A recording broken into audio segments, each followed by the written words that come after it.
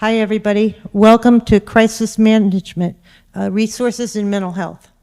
This is being brought to you by the Collaborative Reform Group, which is a group composed of members from the Commission on Disability, the Human Rights Committee, Lexington Police, Human Services, and residents.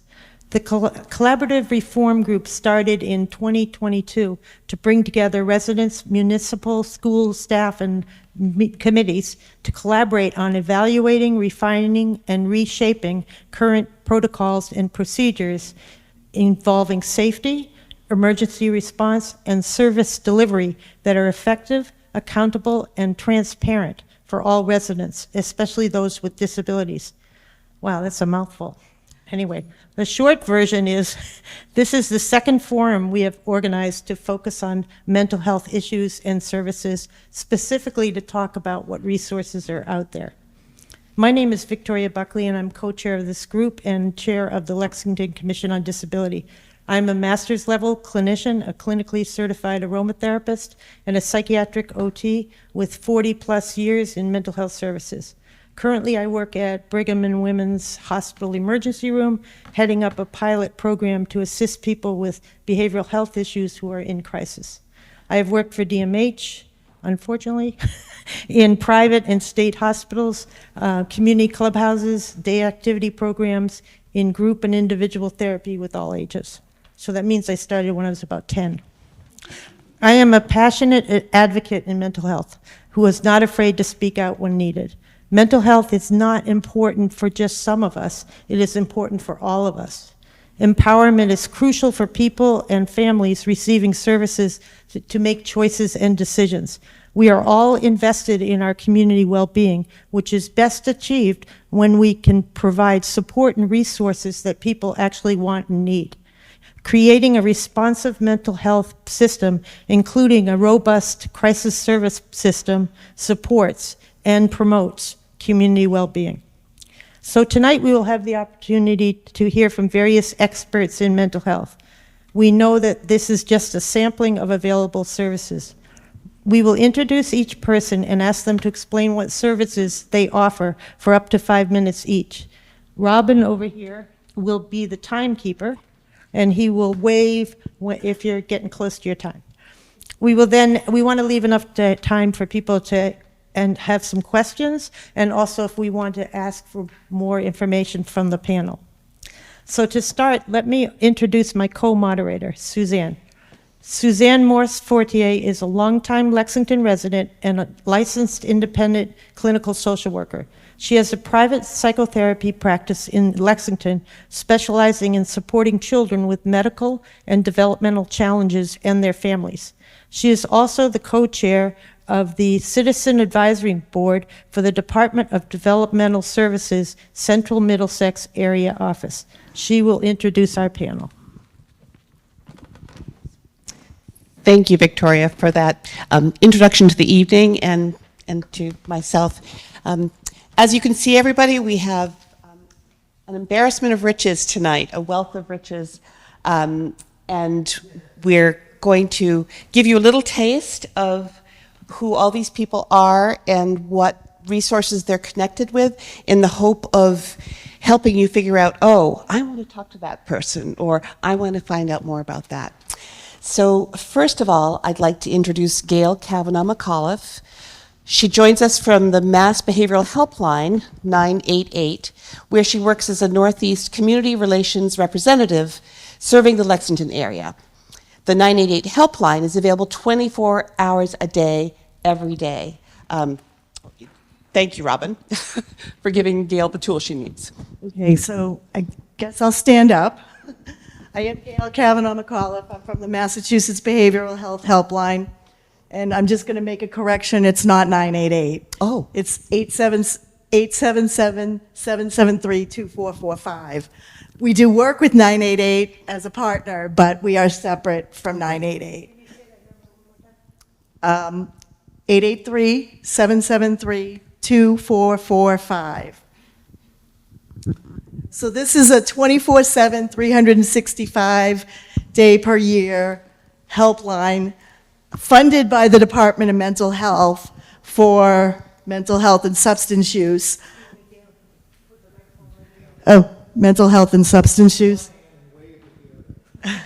Anyways, so it's for mental health and substance use, and we also have community supports. So we have food banks, diaper banks, grief support, those kind of supports as well as mental health and substance use.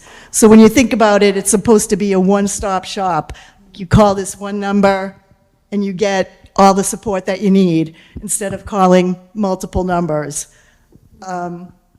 We're available by text, chat, and phone, which is great because the kids love to text, right? Or chat. They don't want to talk on the phone. So it's great for that. It's also great if someone maybe isn't in a safe place and doesn't feel like they can talk on the phone. They could text or chat. We have interpreter service on the line in 200 languages.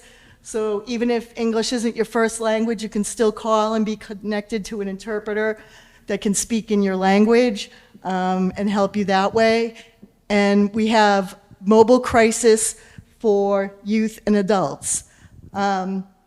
So when a call comes in, we have clinicians that do a risk assessment.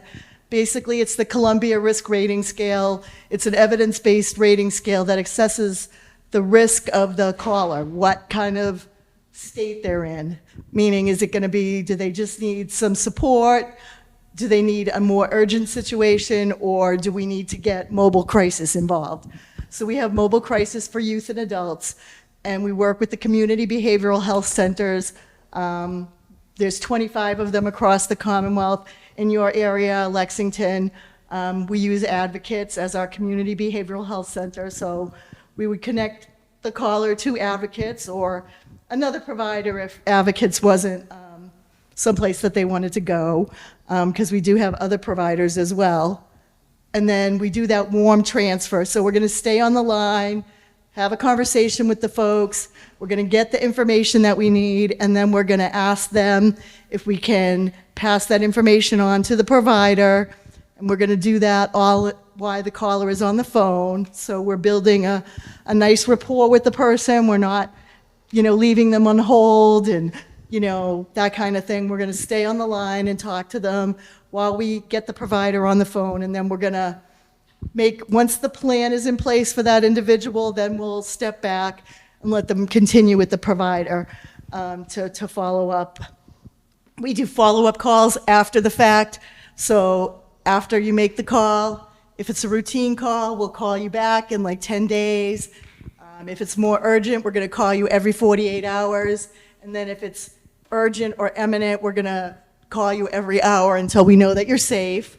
We do stay away from connecting with 911. This was really designed to keep folks from ED boarding in the emergency rooms, to keep folks from, just showing up and sitting for hours in an emergency room with no support. It started in 2019. It slowed down a little bit because of COVID, and then we launched last year. So we're pretty brand new. We're like a baby in the woods, and we're growing. We're always growing. We do have a public-facing dashboard now with some statistics, which you can look at if that's your kind of thing. It's BHHL dashboard, and that you'll find the statistics updated once per quarter. We also have a forward-facing search engine type where you can put in the type of service you're looking for, the provider, your location, and if we have providers in that area, they'll pop up, that match your insurance and that sort of thing. It's a brand new baby too, but it's growing every day. So part of my job is to come out into the community and meet all you folks and tell you that this service is available, and I'm happy to be here. I did bring some information in English, Spanish, and Haitian, so feel free to take that, and I'll be here. You can ask me any questions. Great. Thank you. Thank you very much for that, Gail. And if you have just pass to Casey, who we're going to call on next. Casey Taylor is a licensed mental health counselor and the site director for the Advocates Mobile Crisis Intervention Team, which Gail referred to, and which is a really important resource for all of us to know about.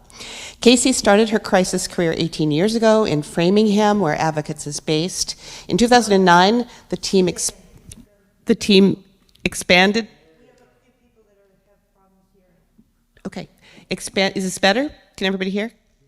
Thank you. To the Waltham area, covering 18 more towns.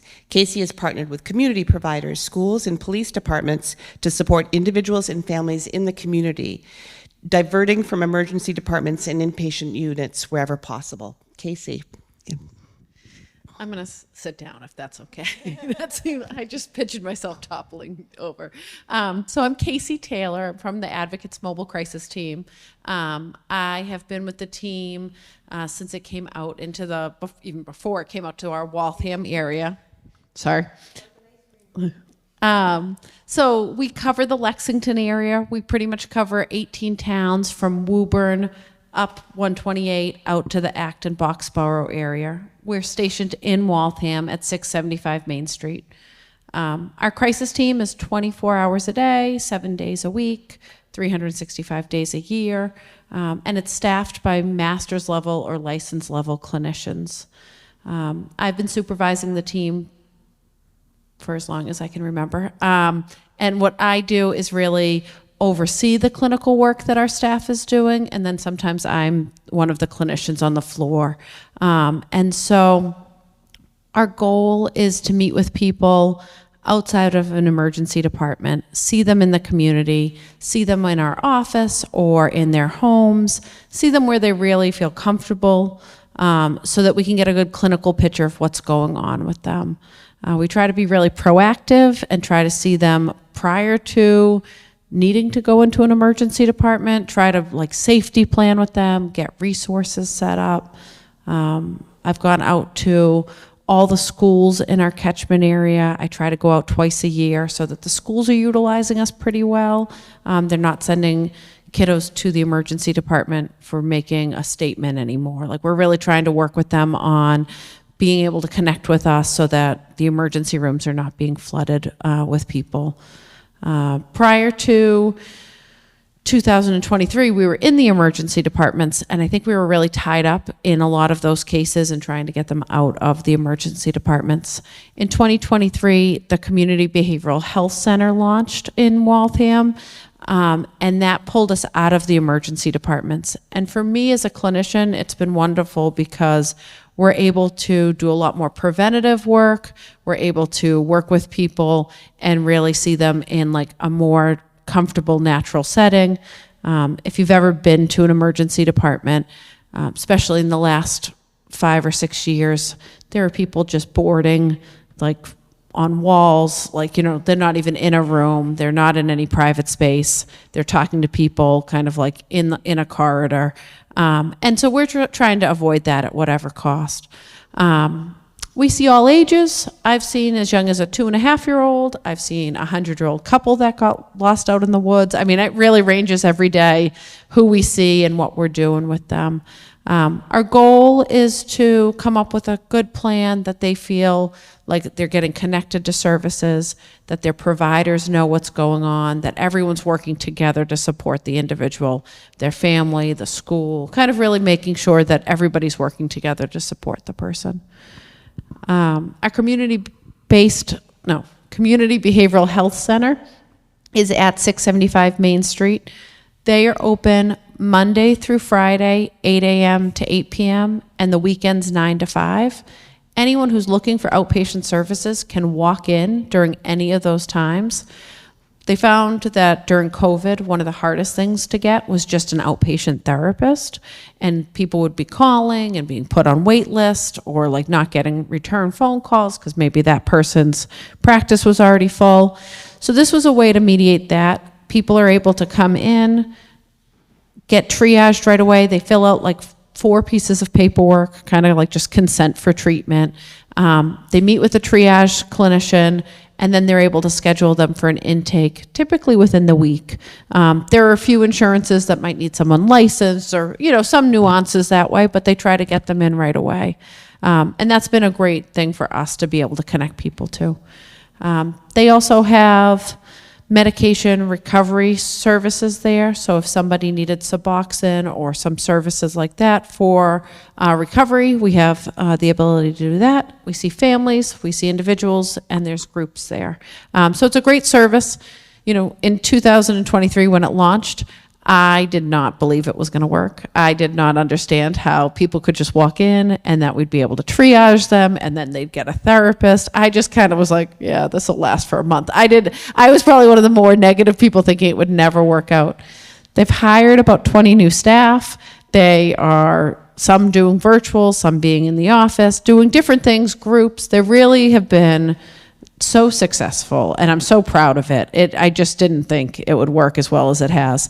And they're able to kind of see people very quickly and get them connected to services, which helps us with any kind of crisis that way. I will be around. I left some brochures with our phone number and everything, but if anyone has questions, please feel comfortable talking to me after. Casey, thank you very much. If you want to pass down to Colleen. Colleen, we're going to call on you next. So Lieutenant Detective Colleen Dunbar joins us from the Lexington Police Department, where she wears many important hats. And I'll just quickly run through most of them I hear. She currently oversees the Detective Bureau and the Community Resources Divisions, which include our jail diversion clinician, who you'll hear from soon, family service and community resource detectives, and our school resource officers. She's a liaison to the Lexington Human Rights Committee, to DVSN, Domestic Violence Service Network, which is a regional network, and serves as MPAC, Mass Police Accreditation Commission Training Chair, and the Post Coordinator, Police Officer Standards and Training, and the Crisis Intervention Training Coordinator. So, Colleen, thank you, and go ahead and tell us more. Right, so the police department, I've worked there for 30 years now. As we've evolved, we used to be, when I was a patrolman, it was very reactive. We'd receive a 911 call or a family in crisis. We'd go to the scene, try to help. They'd get a section if we would call advocates, something like that, try to help the family. And then that was basically it. So we have definitely evolved over the years, and we've tried to become more proactive and working with the town and other groups to try to not, because we're there on your worst day when someone's calling 911, but we also want to be able to help. So we've really become collaborative with a ton of groups in town, advocates, things like that. I'll just give you a brief, example, someone calls 911 in Lexington. We have 2 dispatchers who are police and fire dispatch. So if you call 911, they're at the police station and they're answering the 911 call. Then depending on if it's a medical emergency, they dispatch the fire department. If it's a police emergency, then the police officers are dispatched. All our dispatchers are now trained in crisis intervention. They go to a continuing once a year, they go to a dispatch crisis intervention training program, which is really helpful now for the 911 operators to be able to understand and be able to react right away from the calls. They then will, if it's a mental health crisis, we'll send the police officers there. All our police officers now are trained in 40-hour crisis intervention training. So that is, and also continuous every year there's an update on that. So again, it's really evolved over the years into trying to be supportive and give everyone the tools to be able to assist and be able to be there, de-escalate and assist, because again, like I said, this is a crisis that it's not just the person, it's the whole family, it's a community. So we've really tried to make an effort, and I think we're continually always trying to collaborate. The collaborative reform group we've been working with, I think, has been so helpful for the police department to be able to hear get from outside advice and things like that from the police department. So if it's a 911 emergency, we handle it then. We now have a family service detective and our jail diversion clinician who basically is a mental health clinician, and we're changing the name as soon as we can on that. But as of now, that's what it's called. That was the grant that we got it for. So, but really, she handles the mental health follow-ups with us as well. So our officers will refer any case that they think that the family needs some assistance with. They will go and follow up with the family either by phone, they'll go do site visits. She also works with our school resource officers in the schools, so we've had our family service detective, our school resource officer, our clinician, really all collaborating now and coming up to try to help these families and letting the officers too know what's going on, so that in some cases there are continuous 911 calls and the officers are responding numerous times, and not that it gets frustrating, but they feel helpless. They know that these people are in crisis and they're trying to help. So being able to have follow-up and let the officers know what's going on, and that there is continuous interaction with the people in town that we need to assist, I think has been really helpful. As far as, so we also take, people will call and look for assistance. We try to direct them as best we can. Dana will talk about the human services and all the developments that they've had recently with adding staff for that. And we just try to direct them as best we can. So our family service detective, who couldn't be here tonight, he had family in town, but he's great. He's getting his master's in social work himself. So to have a police officer who is going to be dual purpose like that is going to it's really just beneficial to all of us. Some programs that we have in town, we collaborate with the Domestic Violence Service Network, because in numerous cases, it's also domestic violence as a result of substance abuse, mental illness. It all goes hand in hand. So we have advocates that we work with. They get notified of any situation, and they're also following up on their end of it. So I think it's really great to have this collaboration going. And I have some pamphlets over there for some of our resources, but they're also always looking for, it's volunteer. They do advocate training so if anyone is interested in becoming a volunteer advocate, I have all the information over there. We do have Lexington residents who are there, so it really is a great opportunity. It's a great group to work with. We have started our programs ourselves, our family service detective. We have the Safe Watch program, which is it started off as for more of an Alzheimer's dementia type of thing, people who tend to wander, but it's evolved now into anyone who's there, any indication, whether it's a mental illness, whether it's someone on the autism spectrum disorder that might tend to wander or something like that. There's a link that you can go in and enter your information with the photo and all the information, so that, say there's a crisis occurring, our officers can pull up that information right from their laptops and their cruisers and be able to see, okay, we're looking for this person. They tend to go to the Lexington Center or some other place. So it really is helpful to get all this information, and if they're interacting with someone, if there's some things that trigger them, that we have this information on hand. So we have, again, there's information on that over there and on our website. And the last thing that we just started was the Blue Envelope program, which it started with the Mass Chiefs and Public Safety, and it was for people on the autism spectrum disorder, Blue Envelope, so that the idea is to put your license, your registration into this envelope, so that when you get on a traffic stop, if that envelope is now letting the officer be aware, that might be, they see the envelope and that's an indication, okay, maybe that's why this person is not looking at me, is not interacting the way that you would expect someone on a motor vehicle stop. So the awareness that I think that the police in general have, but in Lexington we met with the collaborative reform, we brought this up, and it got brought up that it shouldn't just be people on the autism spectrum disorder, that anyone with a neurodiverse condition or a neurodivergency. So we added that, and there's cards. We came up with our own envelope and Lexington information card in there, so that our residents can have that, and our officers, when they see that envelope again, will be aware of some indications that, okay, that they can handle the stop, be compassionate, understand why this person might not be following their instructions and things like that. So I think that's all really important. Community outreach. We're going to be at Discovery Day with this information. Again, it's on our website. And I know Caitlin will talk a little bit more about what she does with the police department and the follow-up part of it. Right. Great. Thank you very much, Colleen. And Caitlin Fisher is right next to her. Caitlin is the jail diversion clinician, until we get a better name, who works through a contract with Elliott Community Human Services as part of the jail diversion program, currently covering the police departments of Bedford, Lexington, and Lincoln. So we share Caitlin with 3 other towns.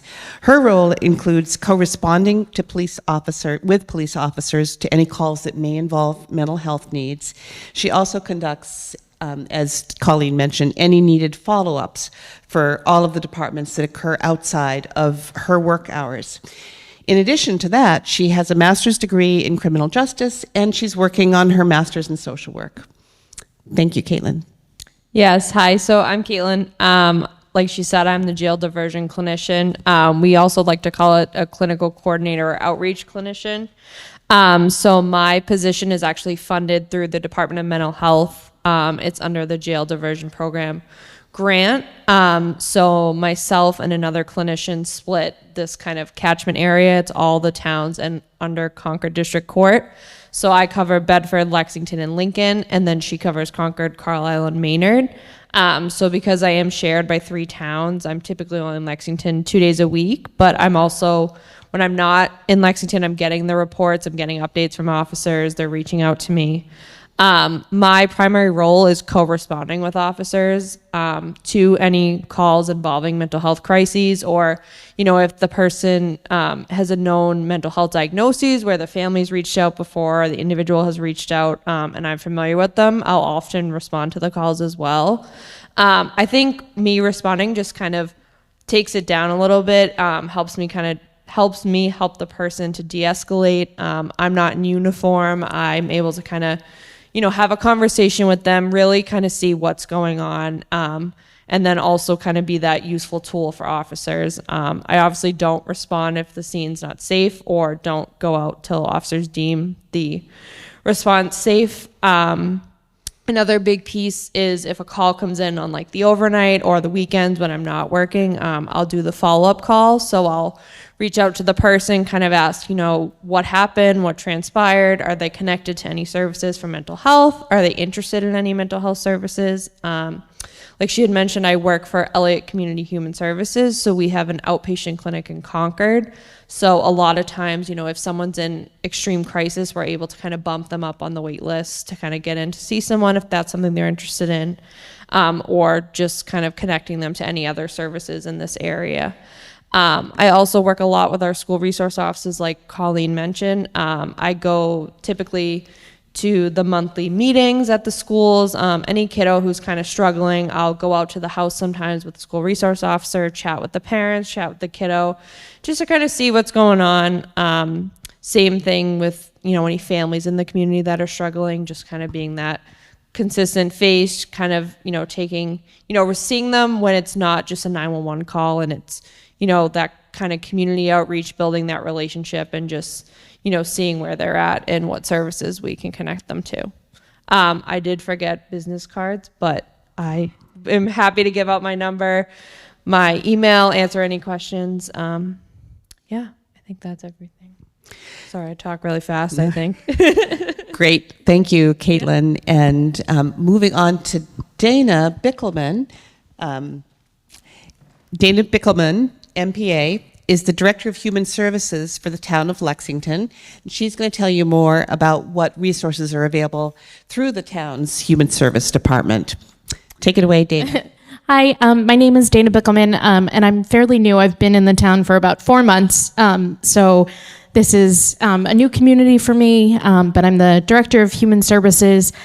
So we are a department of the Veterans Services is housed out of there, Senior Services, Transportation, Youth and Family Services, and then we also have our Clinical and Community Outreach Manager.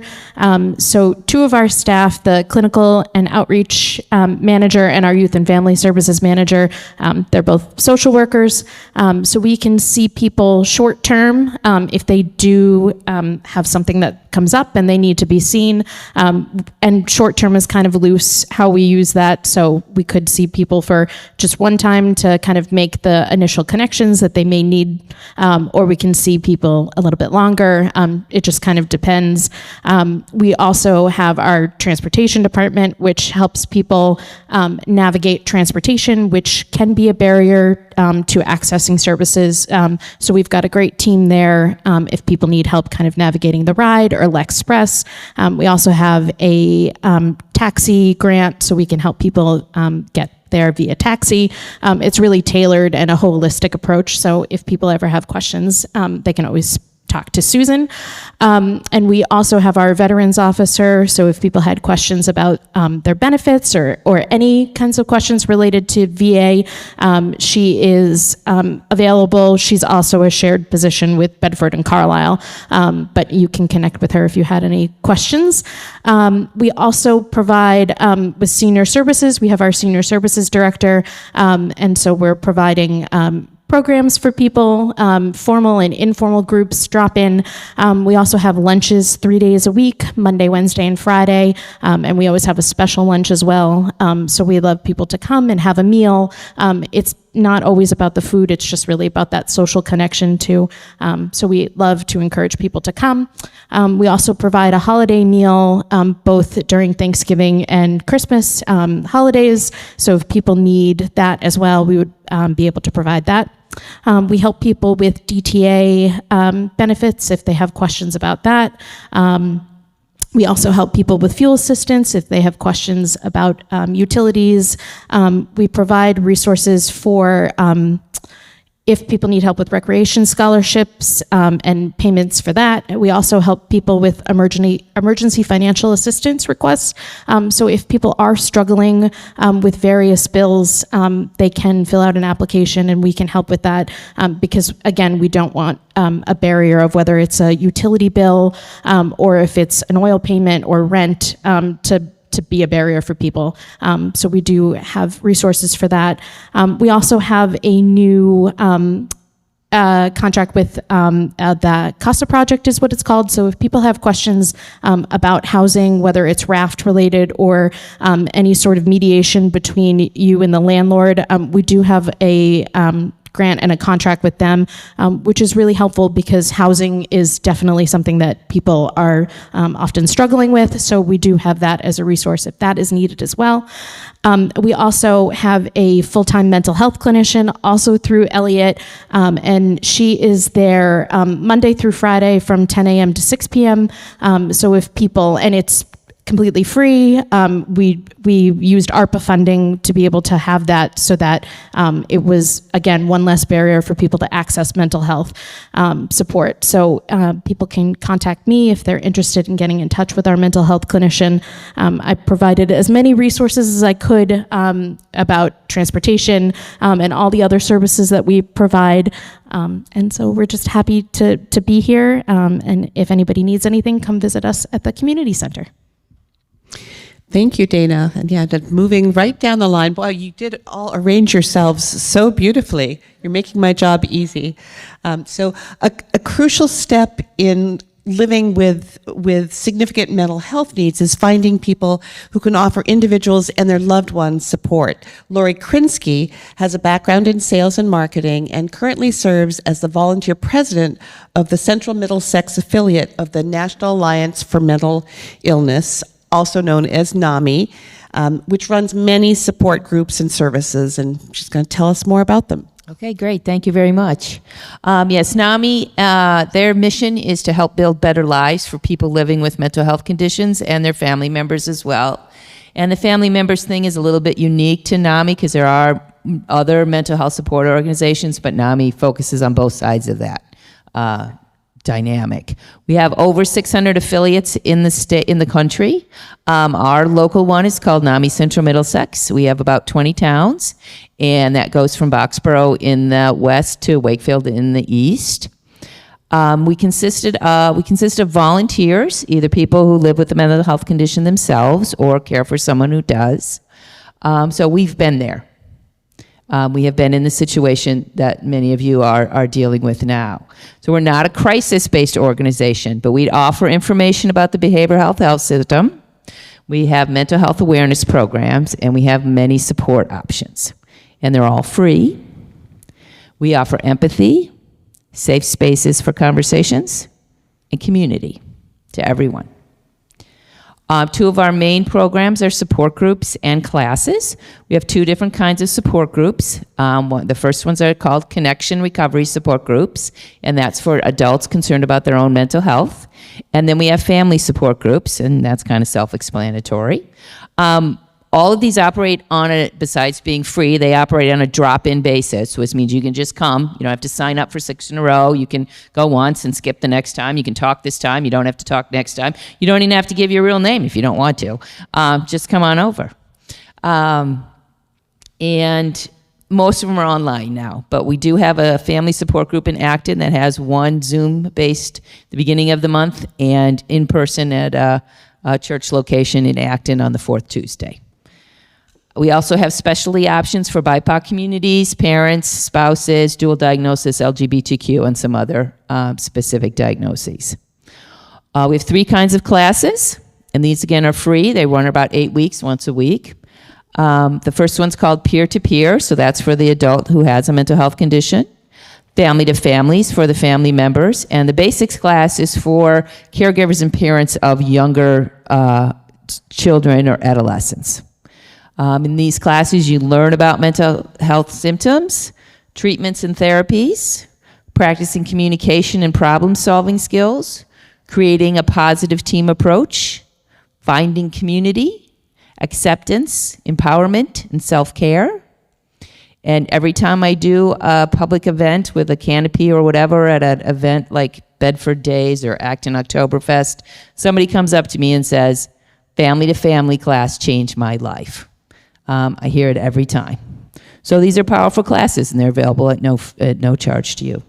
Another program from NAMI is the NAMI Mass Compass program. Again, this isn't a crisis line, but this is a call-in, helpful line Monday through Friday, 9 to 5, with assistance navigating the Massachusetts mental health system. We know that's not easy, and problem solving in difficult situations.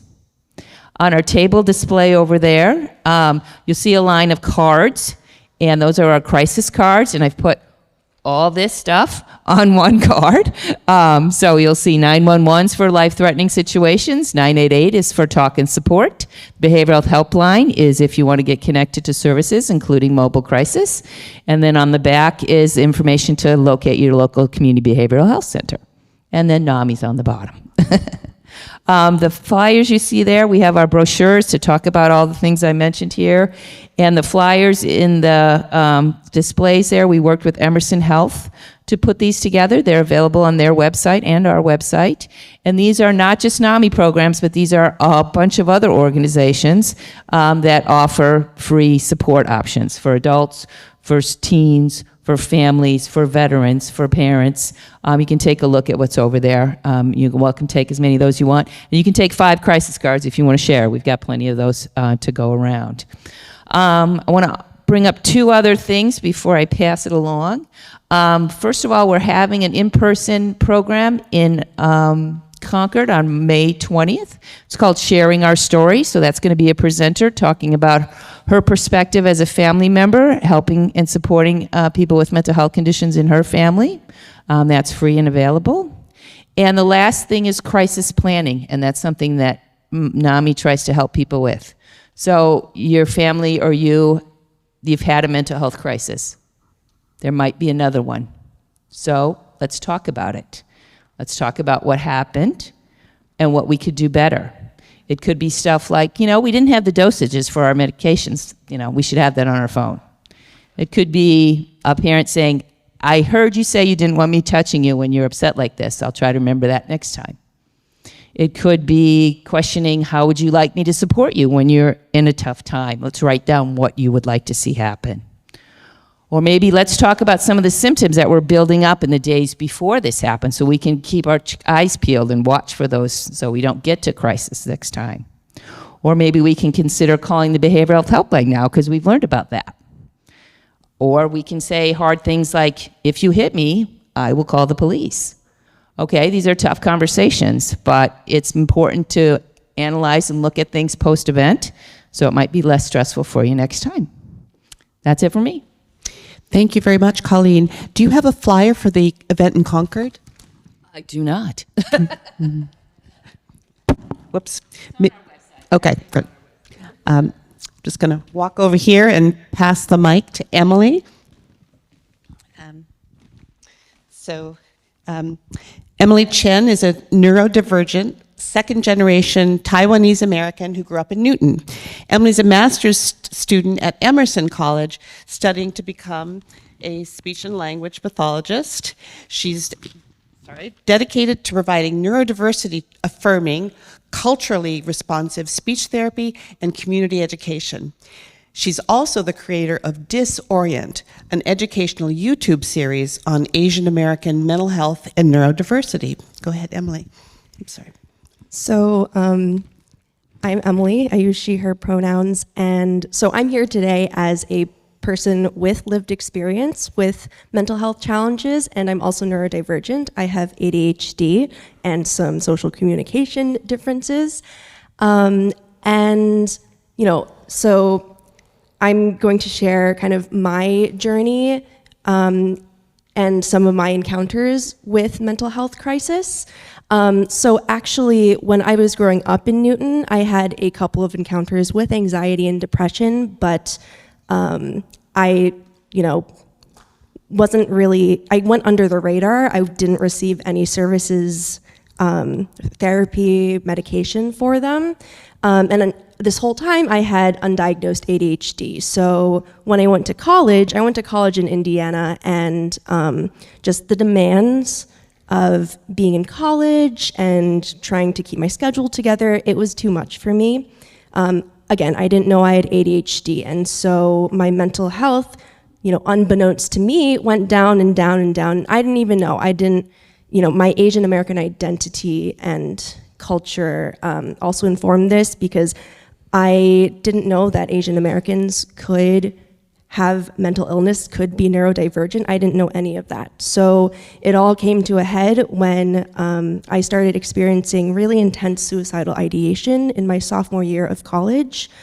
Thankfully, I knew, sadly, from a classmate in high school dying of suicide, that I needed to seek help when the suicidal urges became so strong. And that was my first encounter with feeling this way. So I told a friend who encouraged me to go to my college's counseling center, their emergency hours. So I went, and I voluntarily went to the hospital, to inpatient psych, for about 3 days to get myself together enough to go back to college, and then I started seeing a counselor in the counseling center there. So I was lucky in that I knew to seek help. I was willing to seek help. I know that that is not the case for many people, and sometimes people seek those services and don't receive them. So I consider myself very lucky.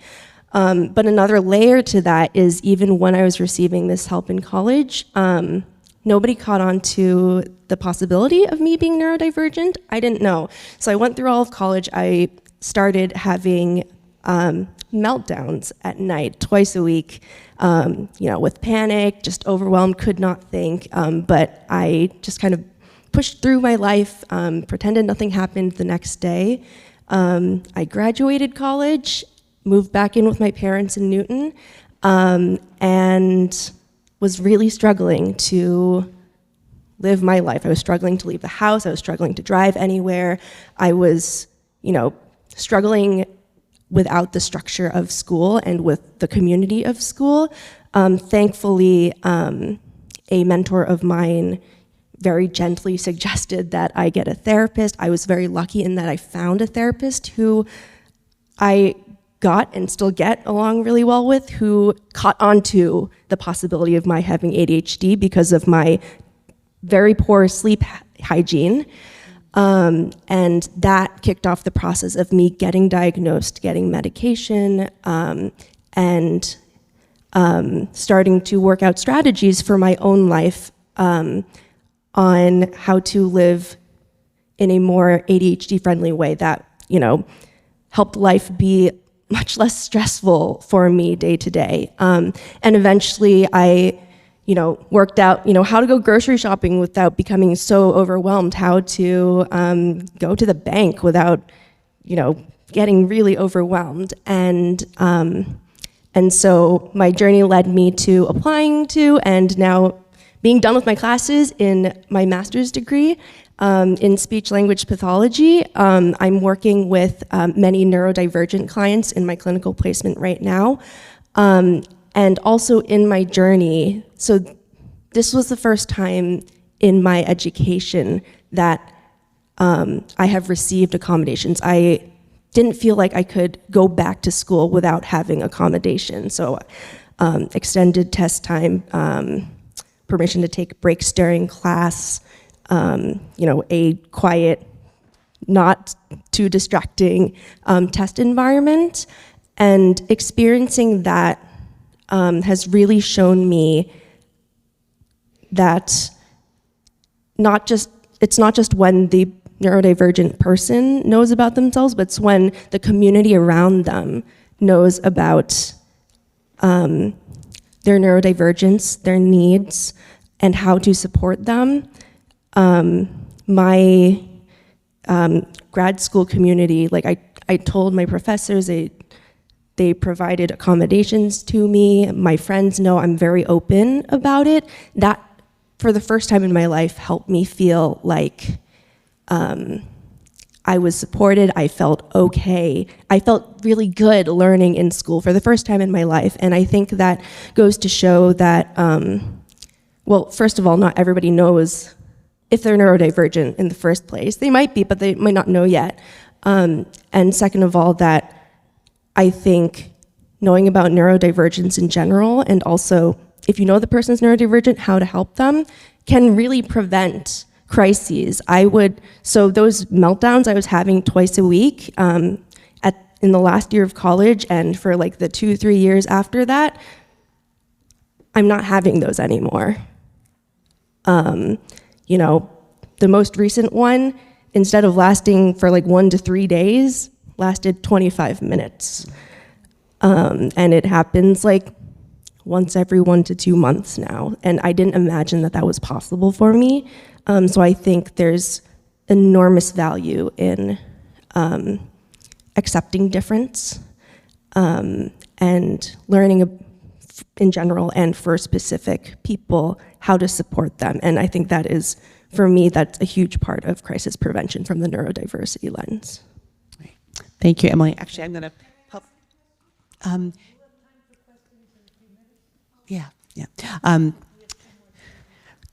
We're going to come back to this side of the room to Dr. Cynthia Pilch, who is a part-time health educator and peer counselor at McLean Hospital, where she leads both inpatient and outpatient support groups.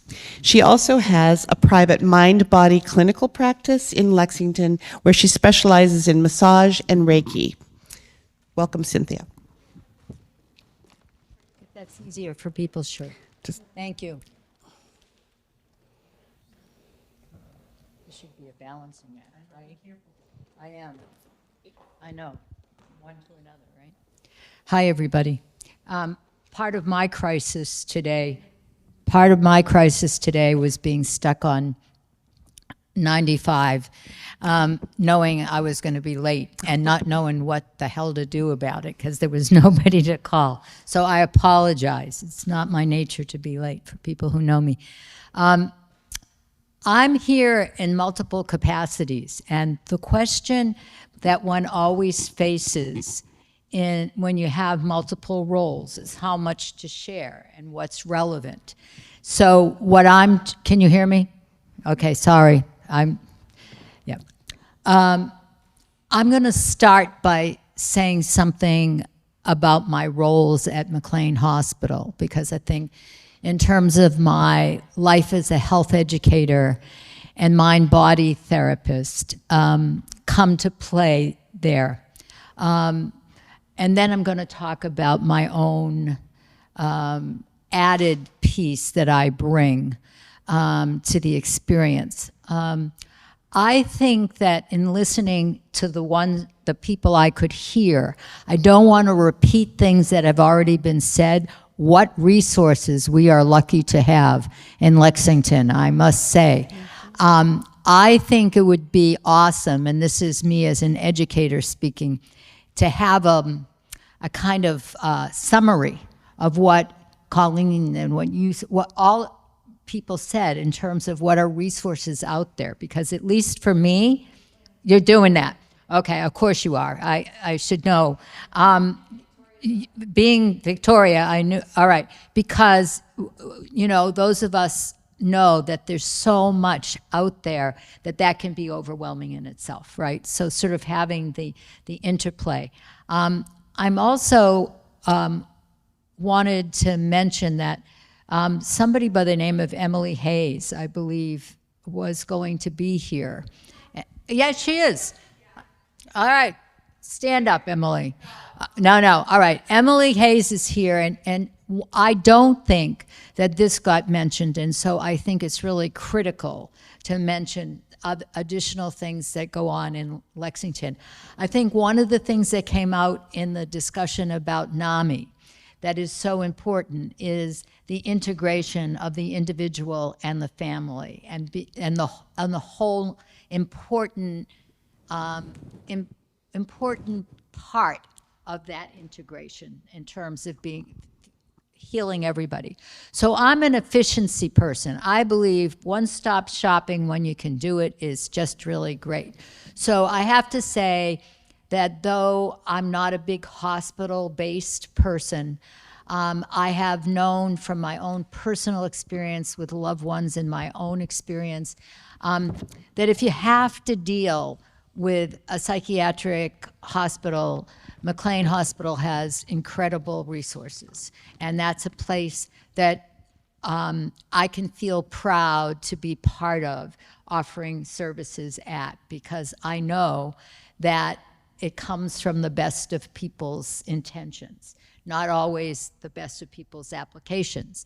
So along those lines, because I believe in one-stop shopping, I think that one of the things that hasn't been identified enough in the world is Youth Counseling Connection, which Emily is the executive director of, and which I got familiar with because I was so moved by the programs for high school students, support for high school students, prevention for high school students.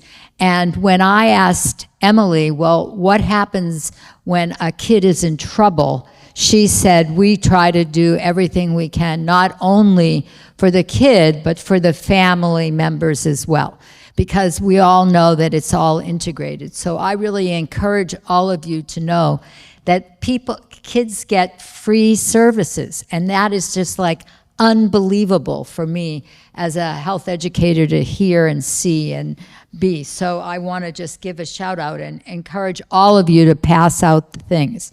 The other resource that I want to mention, because I just don't know if it was mentioned, is that in terms of mobile help for adults and kids, advocates is an incredible resource. We heard from Casey, who told us all about that. Thank Okay, you. well, Yep. so it doesn't hurt on to that mention too. it again. Okay, right, okay. So that was just an important, those two, and Compass was the third one that I wanted to make sure to mention.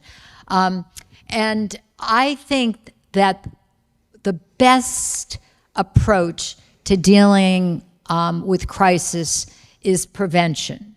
And what the last speaker spoke about is if you find out more about what has happened or what you are about, you can prevent further problems. And knowledge is power. And so that is leading me to share a personal part of my story, which is I not only come to this work through professional background, I also come from personal experience.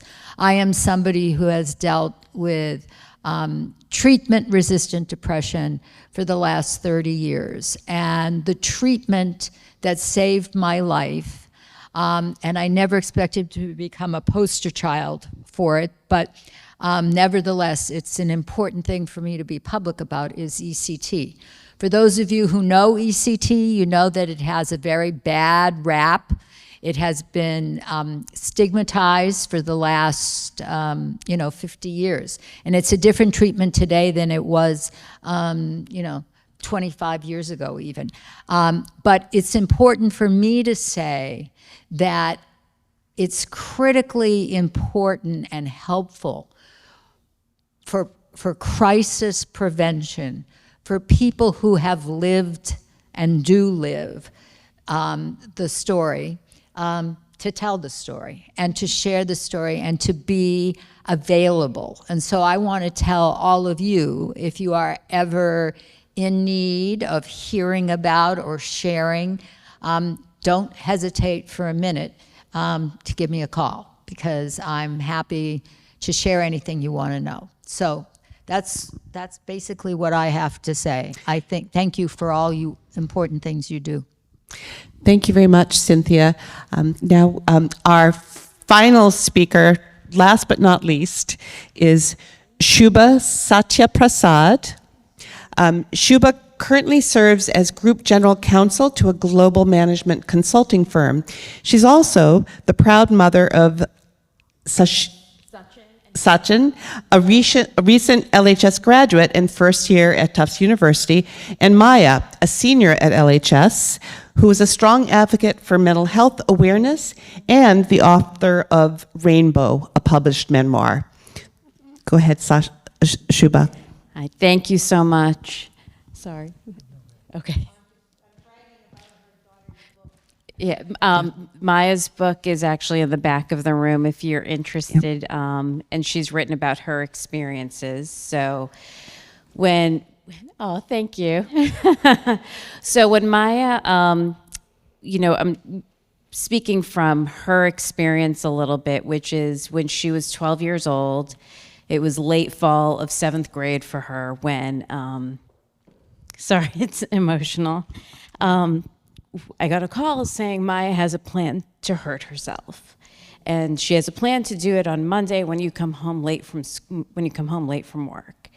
And the school called us, and this is late 2018. We couldn't find resources, right? So it was going to the ER. It was hospitalization, which is what she writes about in her book. And she was little, and we didn't have a team, we didn't have medication, we didn't have a therapist, we didn't have a psychiatrist.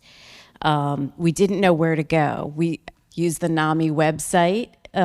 We cobbled together whatever we could in terms of friends and neighbors who, once we started just asking, people were so open and welcoming and sharing their experiences, because if they hadn't gone through a crisis themselves, they knew somebody who had. We had, neighbors coming to our kitchen table saying, here's some ideas, here's some resources, here are therapists that we've met with who would be wonderful. And it was about a year and change where Maya was really going through the bulk of her crisis, again, that she talks about. And we didn't have resources at schools. The Lexington school system just wasn't prepared for it, and certainly wasn't prepared for it at the middle school level. Somehow we've made it through. She is a senior. She's off to college in the fall. She wants to major in neuroscience. She really wants to help people in the community. She is very much a mental health advocate. Both in terms of, what she does on social media, her writing, talking to other kids at school. She was diagnosed late as autistic, which frankly, had we gotten a proper diagnosis when she was younger, would things have been different? Maybe, I don't know. But it is, so wonderful to see all of these resources that exist that we didn't have. We had the Lexington police, and they did visit our house on a few occasions, and they were fantastic in helping to de-escalate and manage crisis.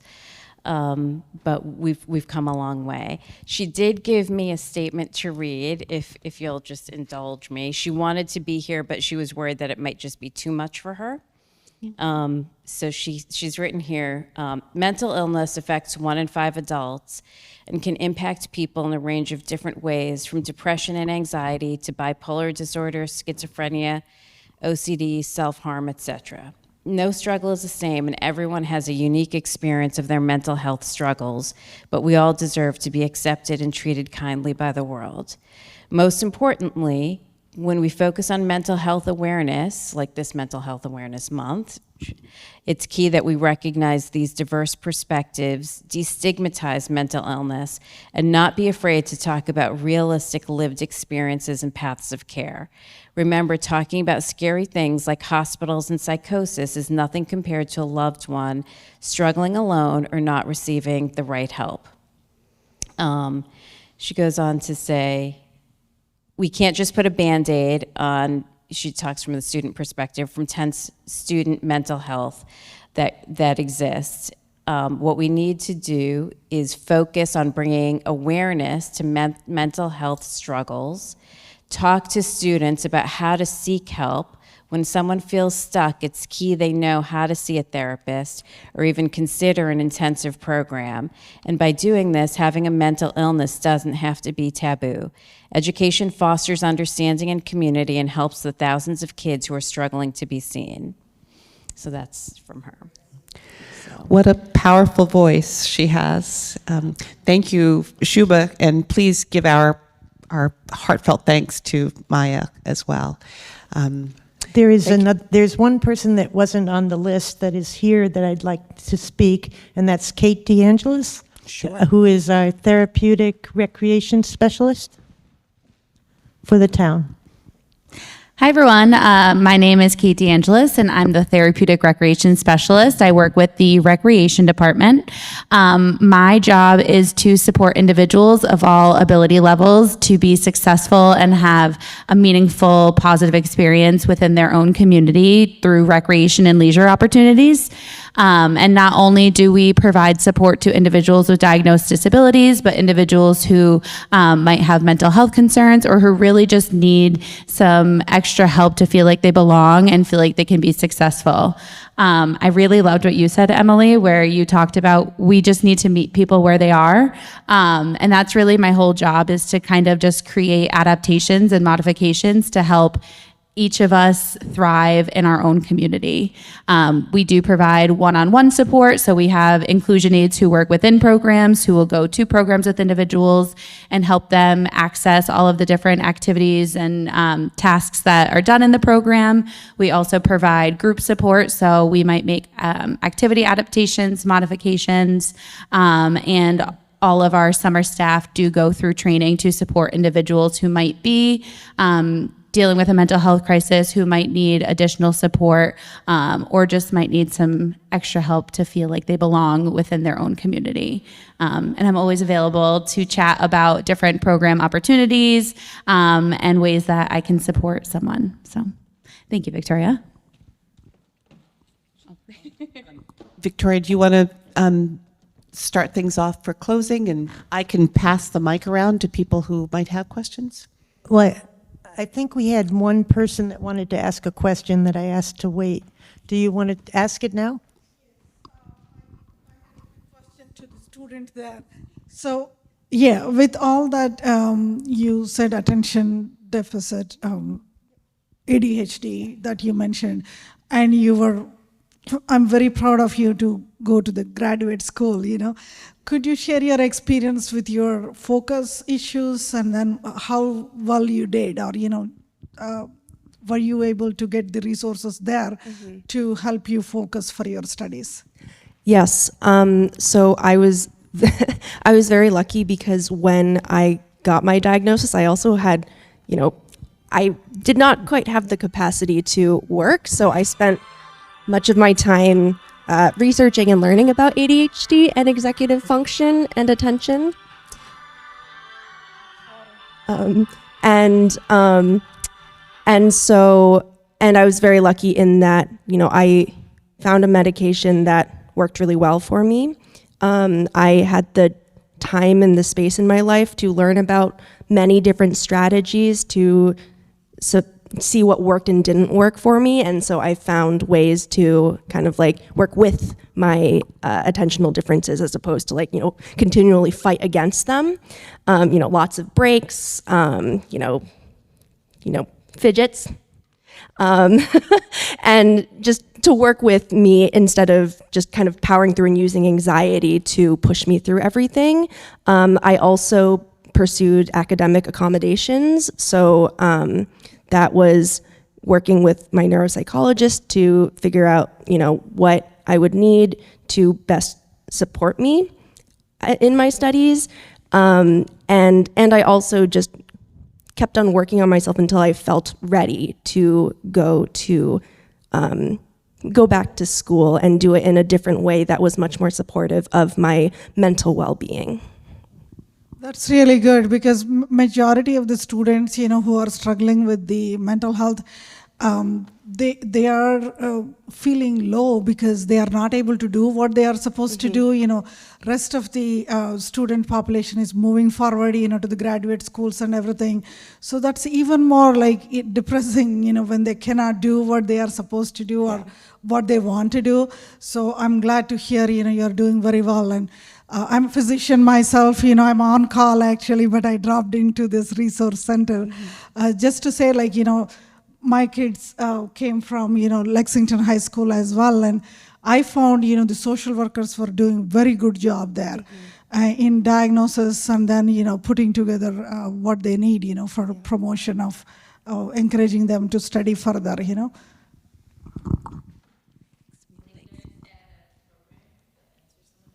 Absolutely.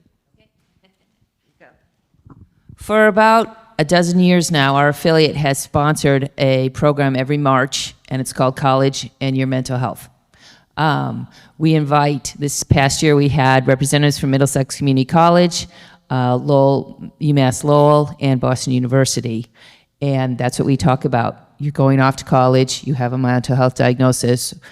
There's lots of things to think about, lots of things to plan. Back to that family communication thing, learning about the HIPAA situation on the campus, how to find self-care for yourself, plan ahead, how you're gonna talk to your roommate, blah, blah, blah, blah, blah, schedule your days. There's so many things to think about. There's a NAMI college guide online that walks through some of that, but our program comes around every March. Again, check my website, thanks.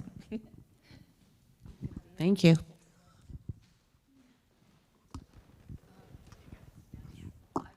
I just forgot to mention this when I was speaking, which is another resource, a really helpful thing in terms of supporting loved ones and also yourself, as knowledge is power. And one of the best references that I have found in a long, long time is the NAMI book, You Are Not Alone. It is an extraordinary publication, and everybody should have one of them.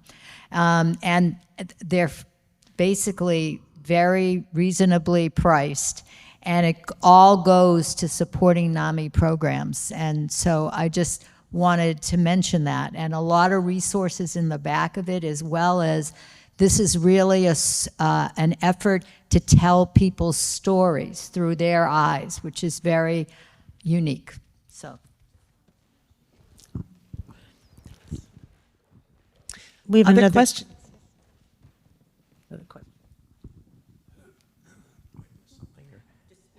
It's not so much a question. I'm Tarun. I'm Shuba's husband and Maya's dad. I really appreciate this forum today. I just wanted to make a comment. I think mental illness in adolescents and teenagers is probably far more prevalent than people realize. I want to make the comment that if you ask families who don't already have a child who may be going through some sort of mental health issue, they will tell you they're not expecting it, and when it happens, it hits you like a ton of bricks. We were certainly not expecting to go through what we've gone through with our daughter. The person from McLean, I think, said something very true, which is that being open about it is very helpful. We are certainly very open with our family and friends. I don't think I was like that before it happened to us. We were very fortunate to find a couple of neighbors who were, once they found out what we were going through, were just, came over and talked to us about resources. But what I want to say is that having met other families, it seems like every time something happens, it's reinventing the wheel in terms of finding resources. I'm a physician. I know people in psychiatry and psychology. We felt completely stuck, not just once. Shuba minimized a lot of things. We've been through ERs more times than I can count. We've called advocate. We were, in a perverse way, fortunate, quote unquote, to have been part of the DMH system where we had an on-call clinician when we needed them, and that was very, very helpful. But I think what I'm trying to get at is people don't know who to call. Even when we were months and a couple of years into it, when we were in certain crises, we didn't know who to call, even though by that time we were plugged into all these support systems. I think as a town, one thing I would really maybe suggest is the police department or the town of Lexington, maybe just come up with literally a small laminated flyer or something that gives you numbers or, and I should say there are different levels of crises. There's a crisis where you don't call advocates, you literally go to the ER. Spending time in the ER is horrible, absolutely horrible. We were fortunate to get my daughter out of the ER into a hospital bed by calling someone very, very high up in McLean who helped us out. And we got beds every time my daughter needed a bed. We got them through personal connections, which is not what most people have access to. But there are also times that people go to the ER, as someone alluded to, they don't need to be in the ER and they can maybe be evaluated at a lower level of care. But it may be very helpful for people just to have some guide as to levels of crises, that this is when you go to the ER, this is when you call someone, this is when you call the community, this is when you call the police representative or whoever it is. Because I think families' first instinct when something's bad is to go to the ER, and that may be appropriate in some circumstances and it may not be in others. But having some sort of guide that everyone just has at home, and if you never need it, great. But if you need it, it would be really helpful. One of the hopes that we have from this is that we will come up with a list of resources and post it on the Commission on Disability website on the town, and as well as Human Rights. And one of the things that you should know is that you can always call the Commission on Disability, because we cover all ages of people with different problems in the town. A lot of people don't know that. But we are available, and I think Dana probably wants to talk about it. Yes, I do have postcards on the table that we do give to the police and fire, that they do hand out if they do go on a call, and it does have an overview of our department, so if people needed to call, and also some of the work that we're trying to do with the Mental Health Task Force is come up with a collaborative approach to how you handle something as a town. So this is kind of a work in progress, and I really like your idea of kind of the levels of what that might entail and kind of what that looks like. So maybe at some point we can chat a little bit more. The hope is to really revive the task force. It was established pre-COVID, and then COVID, it obviously dispersed. So we really are trying to revive that work. So I would say stay tuned for some more information. And please feel free to join the Collaborative Reform Group. We need people. Emily, would you like to say a little bit more about the Youth Counseling Connection? Yeah. Hi, everyone. My name is Emily Hayes. I'm the Executive Director of Youth Counseling Connection. We are just a local nonprofit. Actually, our office is right downstairs here, but we provide free short-term mental health services to youth and families here in Lexington. So I think one of the things that you really hit on was what happens when we need something now? So that's actually, Bill here is one of our founding members. It was founded over 10 years ago because of a couple of teen suicides, I believe in Belmont.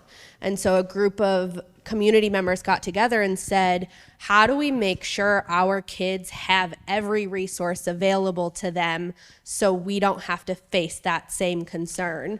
And so Youth Counseling Connection was born actually originally under a drop-in model, which we still have today. So every Wednesday between 3 and 4:30, anybody in the community that is concerned about a teen themselves can come in and have access to our services. So they would be mostly meeting with myself.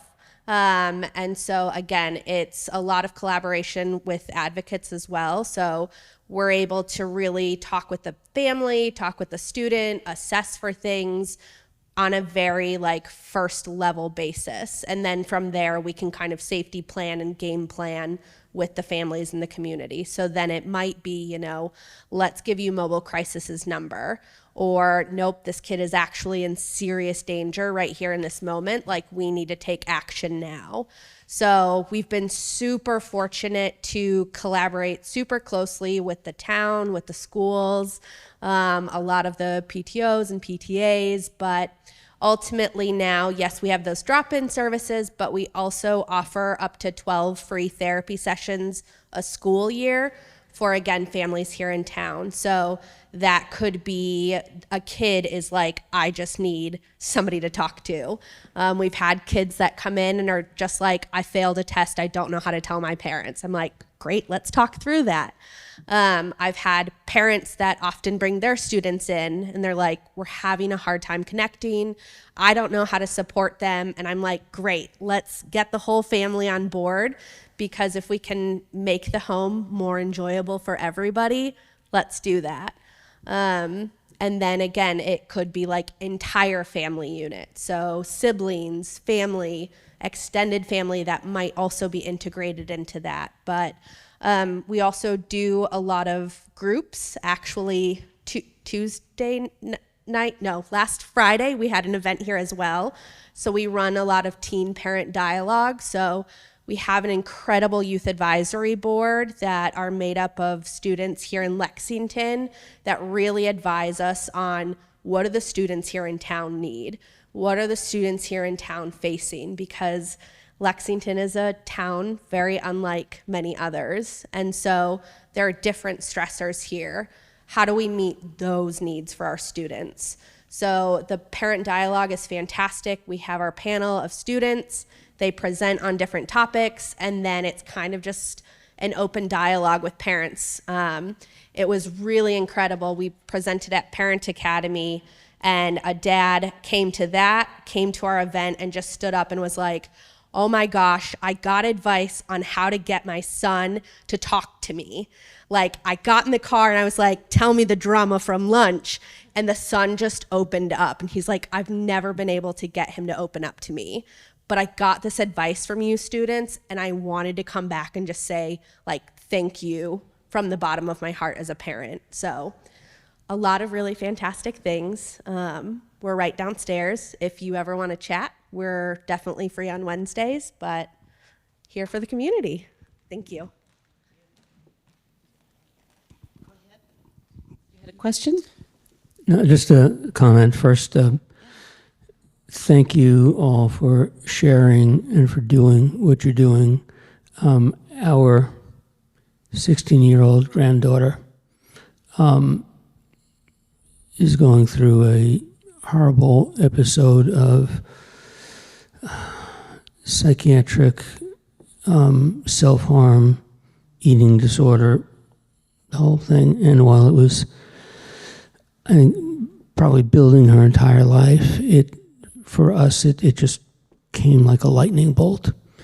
You know, as parents, you're on the front line. It's a little different for grandparents. We want to do everything we can to help, which is not very much. It's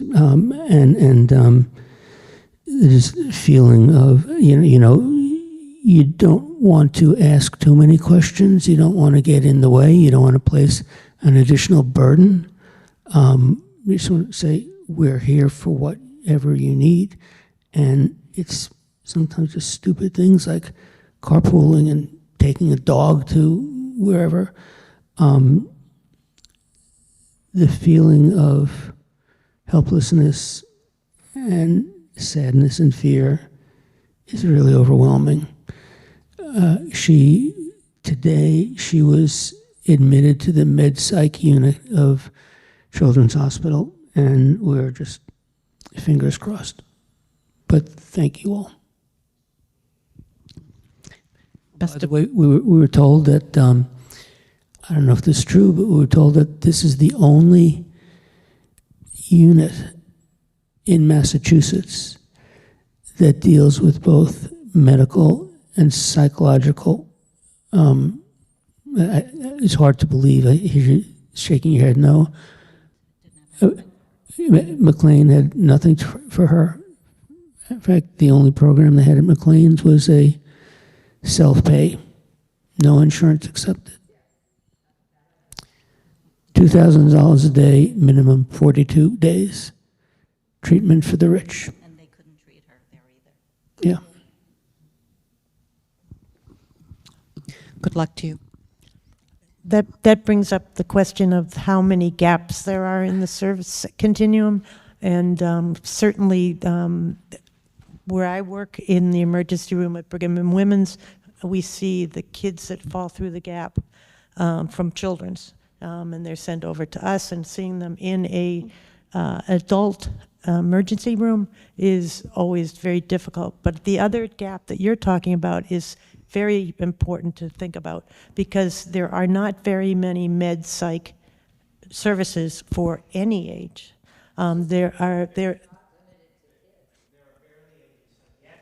That's right. That's right. But then when you add in the medical, you have to be in a general hospital in case something goes wrong medically. If you go to McLean's, you'll be sent out if you're medically in trouble. And that is very disruptive, especially to a kid. So it's a very big problem. Another gap that I see all the time is with the neurodiverse population, as well as the kids that are supposedly developmentally delayed. There's only one hospital that will take them, and if they can't, if there's no bed there, then they're boarding for a long time. Okay, I was saying that another gap is for the developmentally delayed. There's nobody just wants to take these people, so.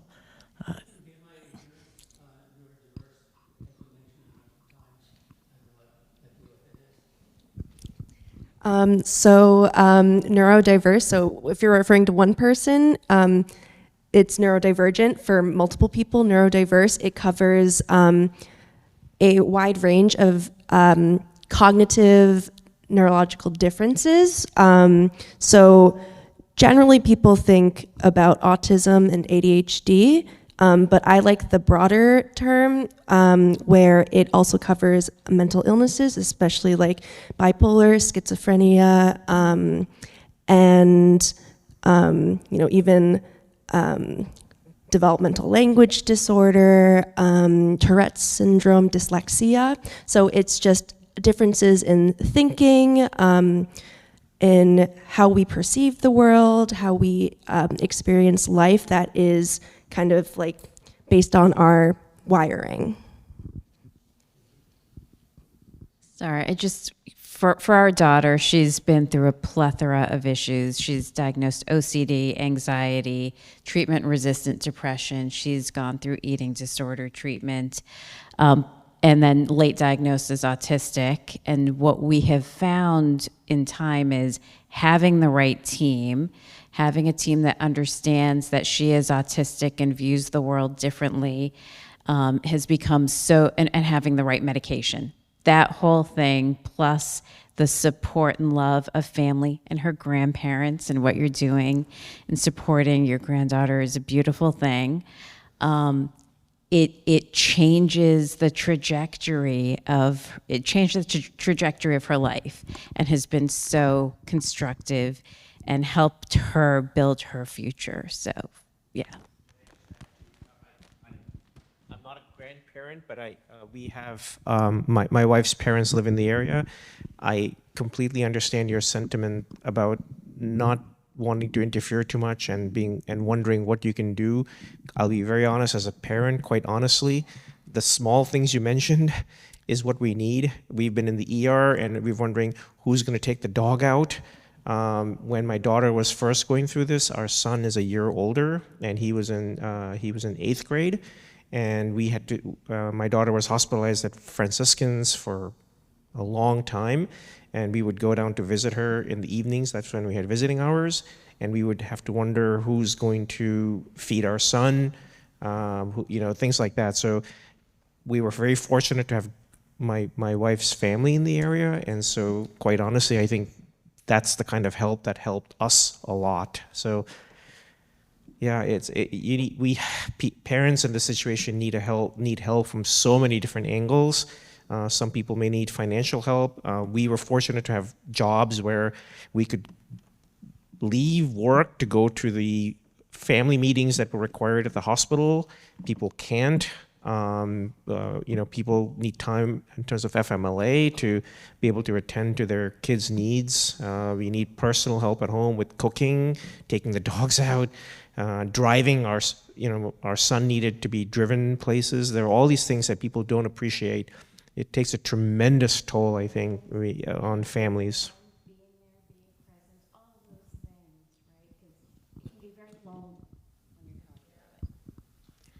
Sorry, I was saying it can be very lonely. So your presence, just being there, is so meaningful. It really is.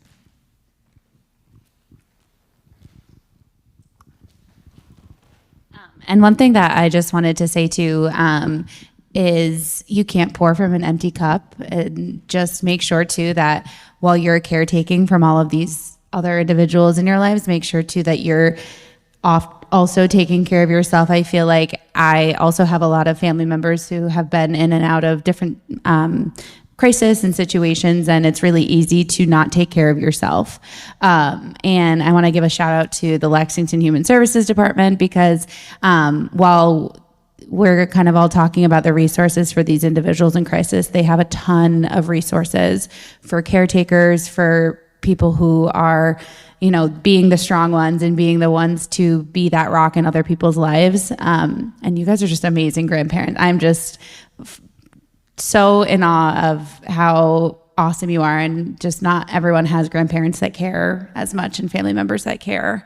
But just make sure to everyone, like, you're taking care of yourselves too, because that often just gets so neglected, and it doesn't help the situation. It makes it a lot harder. And the Human Services Department is fantastic at either directing you to caregiver support groups or offering them themselves. And yeah.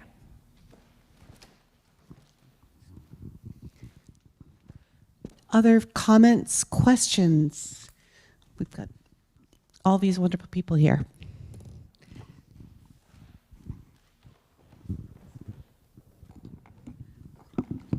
In keeping with what you just said, I think it's really important to think about Maslow's hierarchy of needs. It's an old psychological theory, which is that you can't really worry about the upper level things in life if you don't have the basics.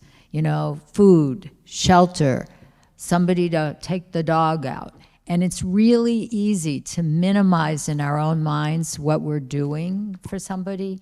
But being able to ask, what can we do to help, but also to just show up and be there. And at the same time, model taking care of yourselves, because you can't give from an empty cup for very long. I think that's really important. Gail, actually, I have a question for you, just to clarify the MBHP helpline. You don't have to be an MBHP member to call that number.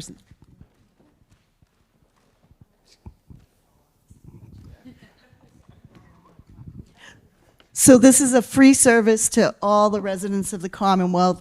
and it's insurance blind. So the call is free, the mobile crisis is free. The only time they're going to ask you for your insurance is if you go into like therapy or outpatient care or anything like that. But to make the call is free, and to have mobile crisis is free.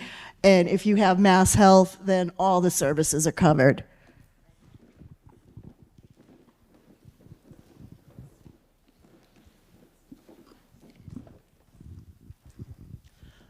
I guess I have a question. How do you think that stigma affects treatment and services, and also talking about it? Oh, anybody? How does stigma prevent services from getting to people?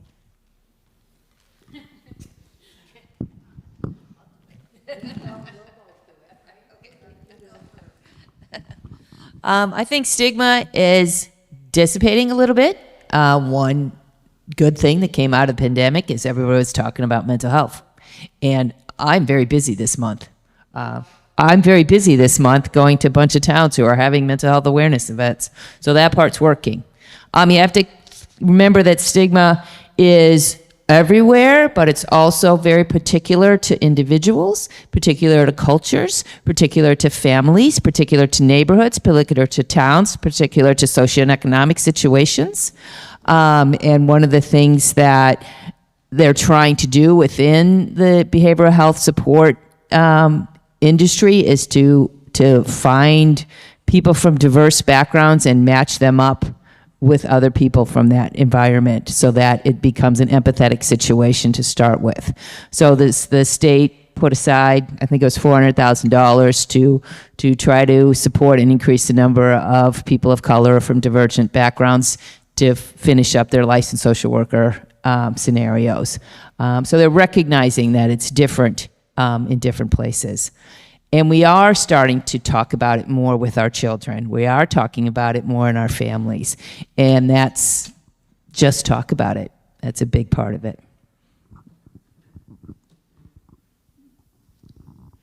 Change is much slower than we wish it were, is what I would say. I would say compared to 30 years ago when I had my first depressive episode, and I couldn't imagine telling anybody because, oh my God, how would I be seen? How would I be viewed? I think my daughter's experience, who's 27 years old, and her friends talking about whatever the mental health issue is of the day, right? And what therapists they're thinking about going to. I mean, it's just totally different than it was in my generation. And yet, okay, it all depends. And I think stigma is extremely subtle. It comes out most profoundly in terms of self-stigma.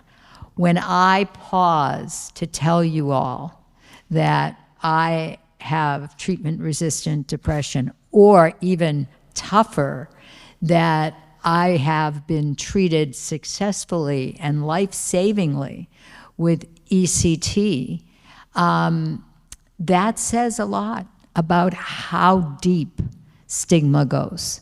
I mean, the message of somehow I'm less than, or might I be less than, because I come with that, as opposed to, frankly, that I'm more than because of it. The strength that you have to do to get through challenges, particularly when you are dealing with physical, medical, and psychological stuff. They oftentimes go together. So I think that stigma, sadly, is alive and well, but it's getting better. Yeah, but and maybe in the course of, by the time I'm 90, I'll feel better. Well, and I believe that with the voices of people like Emily and Maya through her parents tonight, you are part of actively chipping away at stigma. Yeah.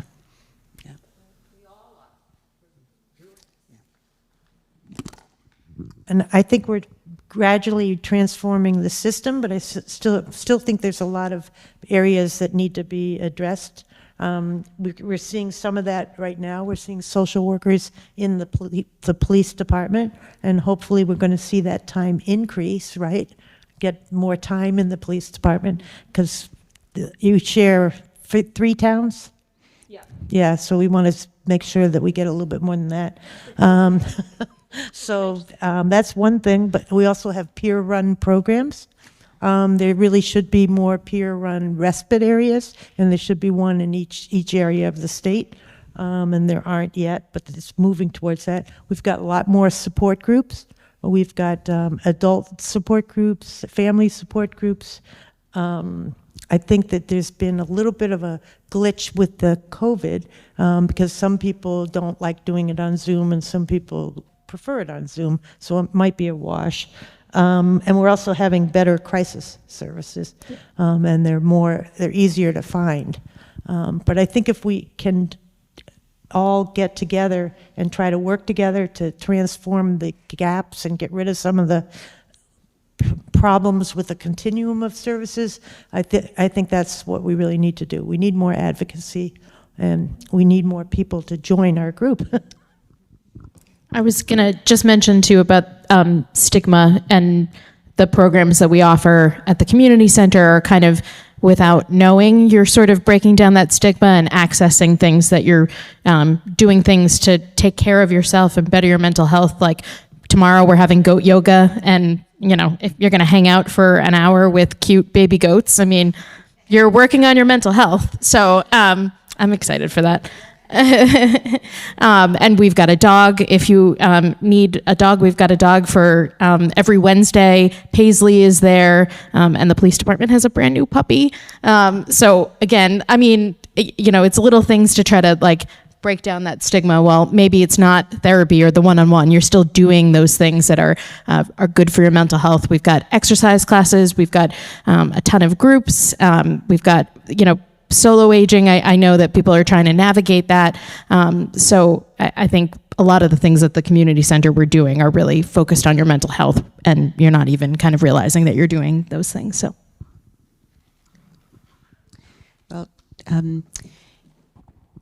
if everyone has had a chance to say what they'd like to say, maybe we should sort of wrap up and let you all explore the resources up front. Okay. Let me try to wrap it up. It was a very interesting and productive discussion, and I particularly admire the people that spoke out about their own experiences. I think it's very important. I think it's absolutely crucial in transforming our services, that we start listening to people and ask them what they want and what their choices would be and where they feel the gaps are. I think that we need to make sure that all of our policies and health services provide people a full range of choices, and so they can make up their own choices about their mental health.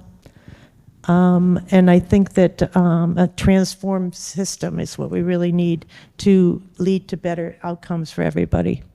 We all need to work together. We're stronger when we're together, and as that book by Ken Duckworth says, you are not alone. You are much stronger when you are with others. So that's very important.